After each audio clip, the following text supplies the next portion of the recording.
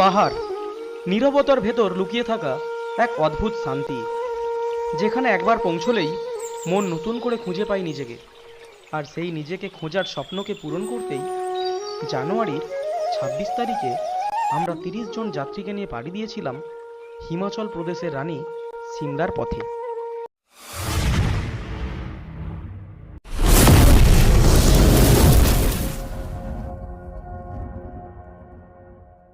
আমাদের যাত্রা শুরু হয়েছিল হাওড়া থেকে রাত্রি ৯:৫৫ হাওড়া কালকা নেতাজি এক্সপ্রেসে।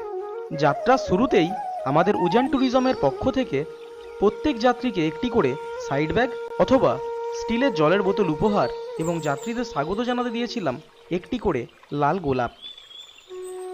২ রাতের দীর্ঘ যাত্রা শেষে ভোর ৩:৩০ নাগাদ আমরা পৌঁছে যাই কালকা স্টেশনে। সেখান থেকে শুরু হয় আমাদের স্বপ্নের আরও এক অধ্যায়। কালকা সিমলা টয় ট্রেনে চড়ে পাহাড়ের বুক চিরে এগিয়ে চলা, শত শত টানেল, আঁকাবাঁকা পথ আর পাইনের জঙ্গলের ভেতর দিয়ে শীতল বাতাসকে সঙ্গী করে ধীরে ধীরে আমরা উঠতে থাকি কয়েক হাজার ফিট ওপরে।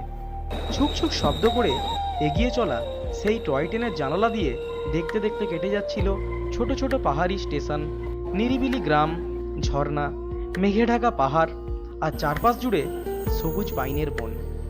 এরই মধ্যে তারাদেবী স্টেশনে পৌঁছানোর আগেই ঘটে গেল এক অবিশ্বাস্য মুহূর্ত, যেটা আমাদের কল্পনারও বাইরে ছিল।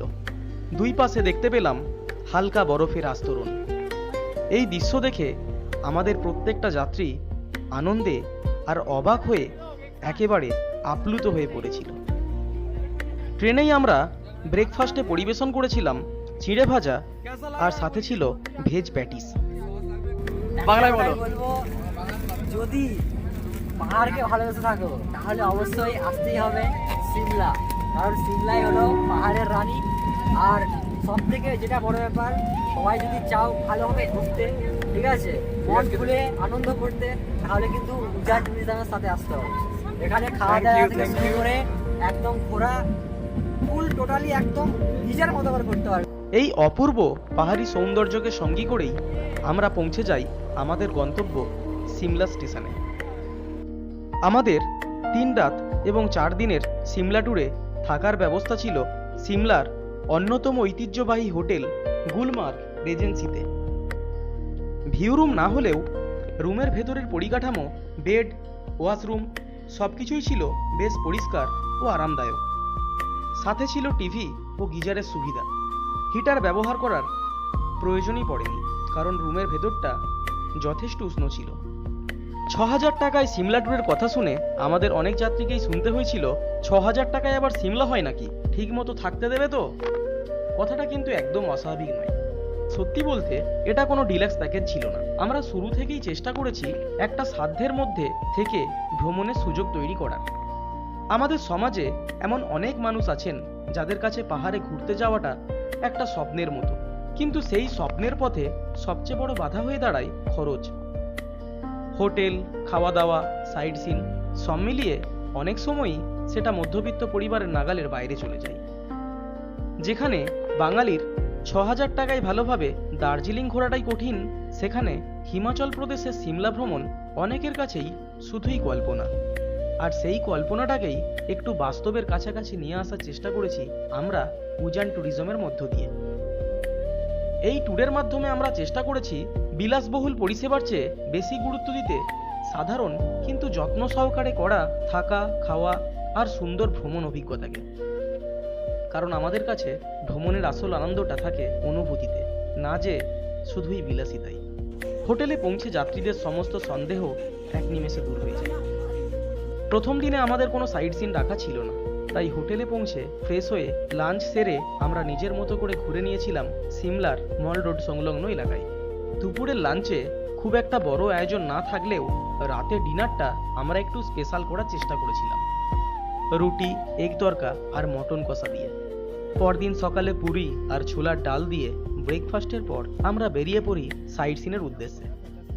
আর সেই দিনের পরিকল্পনায় ছিল নালদেহরা, কারিগনানো নেচার পার্ক এবং সিমলার কিছু লোকাল দর্শনীয় স্থান। এই জায়গাগুলোর প্রাকৃতিক সৌন্দর্য আমাদের যাত্রীদের মন জয় করে নিয়েছিল খুব সহজেই। দুপুরে লাঞ্চে ছিল ফ্রাইড রাইস আর ডিম কারি, আর রাতে ডিনারে পরিবেশন করা হয়েছিল বেগুন ভাজা, ভাত, ডাল, বাঁধাকপির তরকারি, রুই মাছের ঝাল, চাটনি ও পাঁপড়। একটা শান্ত রাতের ঘুমের পর পরের দিন আমরা রওনা হই আমাদের এই ট্যুরের সবচেয়ে আকর্ষণীয় অংশের দিকে, ফাগু, কুফরি এবং নারকান্ডা। যাওয়ার পথে ব্রেকফাস্টের জন্য আমরা পৌঁছই একটি সুন্দর পাহাড়ি রেস্টুরেন্টে।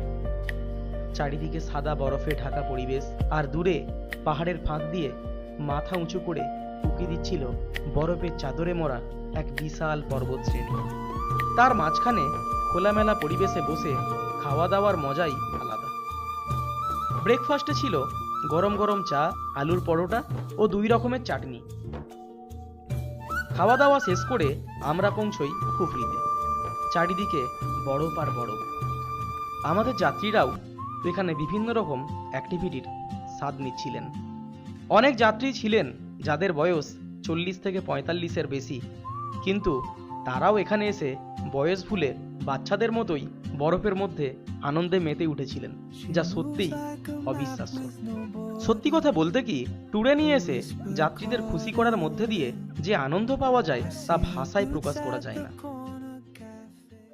কুফরির পর আমরা রওনা দিই নারকান্ডার পথে। একটি পাহাড়ি ধাবাতে লাঞ্চ সেরে নিই। মেনুতে ছিল ভাত, ডাল, আলু ভাজা, 2 রকমের সবজি, চাটনি ও পাঁপড়। লাঞ্চের পর পথের 2 পাশের পাহাড়ি সৌন্দর্য দেখতে দেখতে আমরা এগোতে থাকি নারকান্ডার পথে। সামনে যত এগোচ্ছি বরফের পরিমাণও তত বাড়ছে, সঙ্গে বাড়ছে ঠান্ডাও। সবার চোখে তখন ভাসছে চারিদিকে সাদা বরফের চাদরে মোড়া এক নৈসর্গিক স্বপ্ন। পথের দুপাশের পাহাড় জুড়ে শুধুই আপেলের চাষ, আর মাঝে মাঝে ছোট ছোট গ্রাম। এই সব কিছু দেখতে দেখতে আমরা পৌঁছে যাই আমাদের বহু প্রতীক্ষিত সেই স্বপ্নের গন্তব্যে। চারিদিকে শুধু সাদা আর সাদা, বরফে মোড়া এক নিস্তব্ধ প্রকৃতি, যেটা হয়তো জীবনে প্রথমবার এত কাছ থেকে দেখা। ঠিক সেই মুহূর্তে যে কি অনুভূতি হয় তা হয়তো ভাষায় প্রকাশ করা সম্ভব নয়। মনে হয় এই দৃশ্যটা শুধু চোখে নয়, মনের ভেতর কোথাও চিরদিনের জন্য গেঁথে যায়। এ যেন এমন এক সৌন্দর্য যা জন্ম জন্মান্তরেও ভোলা সম্ভব নয়। মাত্র 2 ডিগ্রি তাপমাত্রার মধ্যেও সব ঠান্ডা ভুলে আমাদের যাত্রীরা যেভাবে হাসছিলেন, দৌড়চ্ছিলেন, ছবি তুলছিলেন, তাদের দেখে মনে হচ্ছিল আমাদের এই ট্যুর সত্যিই সফল। রাতে ডিনারের মেনুতে ছিল বেগুন ভাজা, ডাল, ভাত, আলু পোস্ত ও মটন কষা। পরের দিন ব্রেকফাস্টের পর হোটেল থেকে চেক আউট করে আমরা আমাদের সমস্ত লাগেজ হোটেলের লকারে রেখে পায়ে হেঁটে বেরিয়ে পড়ি সিমলা শহরের বেশ কিছু দর্শনীয় স্থান ঘুরে দেখতে। সিমলার দর্শনীয় স্থানগুলোর মধ্যে যাত্রীদের সবচেয়ে বেশি মন কেড়েছিল জাকু পাহাড় ও জাকু মন্দির। আমরা রোপওয়ের মাধ্যমে উঠেছিলাম জাকু মন্দিরে, আর নেমে এসেছিলাম পায়ে হেঁটেই। দুপুর 2টো নাগাদ আমরা লাঞ্চের জন্য পৌঁছে যাই সিমলা কালীবাড়িতে। মেনুতে ছিল মাছ, ভাত ও সবজি সহ অন্যান্য পদ। বিকেলে শপিং শেষ করে সন্ধ্যায় আমরা বাসে করে রওনা দিই চণ্ডীগড় স্টেশনের উদ্দেশ্যে।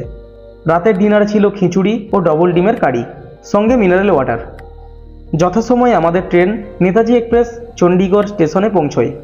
সফলভাবে আমাদের সিমলা ট্যুর শেষ করে অজস্র স্মৃতি আর একটু মন খারাপ নিয়ে আমরা পাড়ি দিই আমাদের বাড়ির পথে। ট্যুর হয়তো শেষ হয়ে গেছে, কিন্তু এই স্মৃতিগুলো বেঁচে থাকবে আমাদের সবার মনে অনেক দিন।